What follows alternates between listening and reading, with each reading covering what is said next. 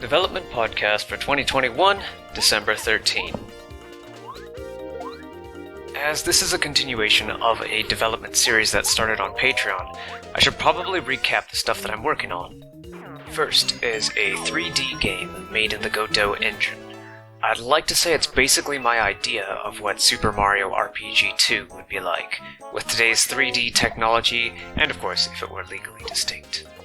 It'll have a combat system as its major focus, and exploration as a minor focus. The title is To Many, referring to the many ways that a fantasy world could grow.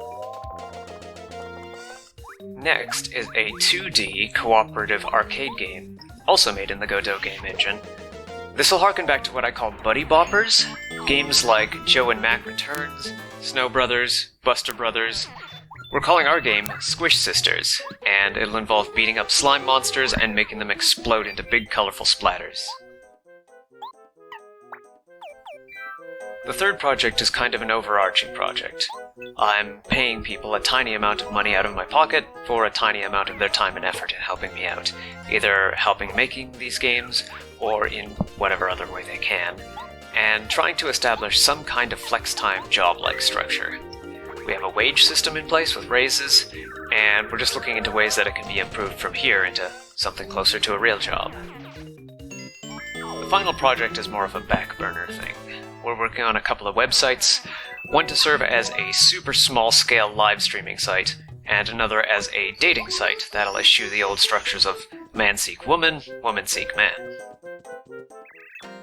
Everything else I'm working on or studying is basically a subset of one or more of those four things. I'll often just spend a day studying some aspect of C++ with the hopes that I can connect that knowledge directly to the Godot game engine and use it to improve the performance of the games I want to make. My computer is a bit old at this point, so I'm trying to develop with the mindset that as much as I want to have some fancy visual effects in my game, people aren't going to have the latest and greatest hardware and an optimized Linux distro to hyper-focus their CPU and GPU towards running the game. When you see the little box with the status bars on the YouTube thumbnail, that refers to my general status of health, motivation, and life stuff that day. There's no, medical or empirical measurement that I take. It's just kinda mind-balling it. Kind of a way for me to try and avoid burnout, but also at the same time to avoid getting too comfortable if things are good. Like if I haven't done anything to improve or maintain my life situation, then the stuff bar, the S bar, goes down a bit that day. If I'm feeling really motivated that day, then the motivation bar goes up. Today I'm deliberately being lazy because this is a different format of episode, so I probably won't use the three bars in my thumbnail today.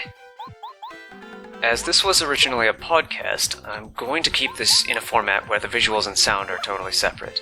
The visuals just being some gameplay footage I captured, while the audio being more or less the same podcast format it was before, maybe modified a little bit for YouTube. As always, thanks for watching or listening, and thank you for funding my games and projects if you are doing that too. My Patreon and other links are in the description. I hope you'll look forward to the next short update. And being a YouTube video, I also invite you to smash that smash button to earn your place in history, inscribe your glorious name in the comments, and subscribe to my glorious channel. Disclaimer, inscribing your glorious name in the comments could result in doxing. Please do not do things that could result in doxing type activities.